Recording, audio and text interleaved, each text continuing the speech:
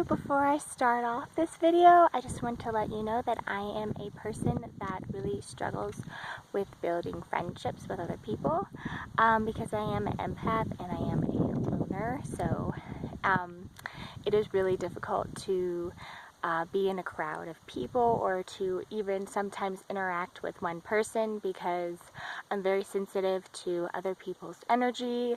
I can pick up on past events or their true intentions. Everyone has a positive and negative intention. It's just a matter of them acting on it or how aware they are that they have those intentions. So this video is dedicated for people that are loners or empaths or are coming out of addiction, because addiction is pretty much, if you are in active addiction, it is the only thing that you basically care about. You care about getting your next want or your next fix, and you have a really hard time connecting with other people. So when you come out of addiction, it's like going into a foreign territory and no one speaks English and you don't feel like you can relate to other people, or it's just really hard to be a friend. So in my experience, when it comes to relationships and friendships, I feel like they're really important because human beings are social creatures, and even if people are kind of introverts or loners, they still need other people because I feel like friendships kind of amplify you into a more compassionate and understanding person, and right now the compassion and understanding department in our society is really lacking because people don't know how to meet their own needs, so they're constantly trying to meet their own needs. So friendships and relationships are kind of on the back burner, even though that is a fundamental need. So I like to view friendships as a symbiotic relationship. So basically that means I water you and you water me, so we're both getting a need met. So what happens when, in my personal experience and when I see with other people, is people come out of active addiction and they can't hang out with their old friends because they don't want to go back into the life that they already were living, so they try to meet new friends. And for myself, I didn't really see a purpose in having new friends, and also I didn't trust myself, so therefore I wasn't able to trust other people. So I feel like this advice or this kind of like perspective could help. This really helped me. So let's say that somebody has an innate trait, like we all do have innate traits of, some people have an innate trait of being a leader. Other people are placed on this planet to help people embrace their femininity. Other people are here to teach people how to love themselves. So you have to find the predominant innate traits that you have and then be able to help other people with this trait, if that makes any sense. Because if you just keep the trait to yourself, you're not going to have any expansion in the world, and you're not going to be able to help other people. So let's say somebody has an innate trait of a leadership quality, and they have a really dominant personality, and they're really good at helping people reach their goals, and they have a really demanding type A personality. So if they don't have anyone to lead, they are going to go out of their way to help people that don't want to be led and try to lead them. So people might get kind of irritated with them or put off with them. So what I found that really helps with people that have this innate traits, like some people have really innate masculinity traits or predominant traits of teaching. So find people that really want to be led or really want to be taught.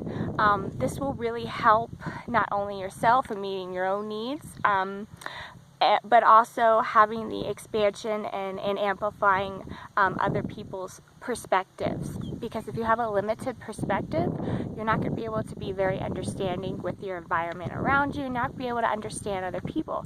So I feel like this could really benefit people that are coming out of active addiction, or people, like find people that really would like to help people that are kind of lost in life or don't really have a purpose, or this for loners that really have a hard time being around people because they don't trust other people, which is completely understandable.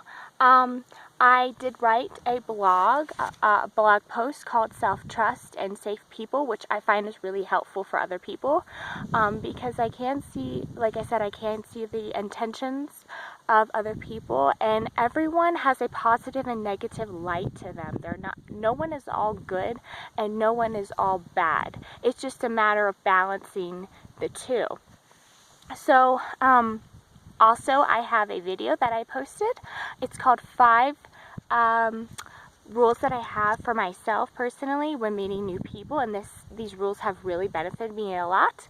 And I also did a video on dysfunctional relationships and emotional vampires, which I found was also really beneficial for me when it comes to codependent relationships. So the difference between a symbiotic relationship and a codependent relationship is basically, let's take for example, somebody really wants to lead somebody and they have a desperate need to lead somebody. Typically when they put other people down in order for them to be led, they are trying to meet a need that is in a maladaptive way. So typically in a codependent relationship, somebody will put someone else down in order to make them need them or manipulate them into feeling small in order for them to feel like they are needed. So the fundamental need of any codependent relationship is to feel needed or to feel wanted. So that's why I really promote a lot of self-awareness, because human beings are multi-element beings or multi-dimensional beings. So there's a lot, human beings are very complex. So I like to ask myself why I feel the need to maybe nurture somebody, or feel the need to save the underdog, or maybe somebody that has a quality of a leader. Ask yourself why you really want to lead other people. And honestly, it's usually self-serving, which isn't necessarily a bad thing, but it's also a way to help other people, because this is a quality that if you have a leadership quality, this is a really great quality. But if you are doing it in kind of like a negative aspect as to, okay, well, I'm leading people, so it's a good quality, but if I'm doing it to manipulate other people versus maybe, oh, I feel really wanted, then you might want to look at why you really want to lead people. And there's going to be a positive and negative, or a shadow and light aspect to pretty much everything, which I did do a video on that yesterday. It's called Not Everyone is Designed to be the Buddha, and it's basically talking about the shadow of kindness. So I hope you guys are enjoying this beautiful day. It's sunny, it's my favorite kind of day. And thank you so much for listening, and I will see you in my next video. Bye.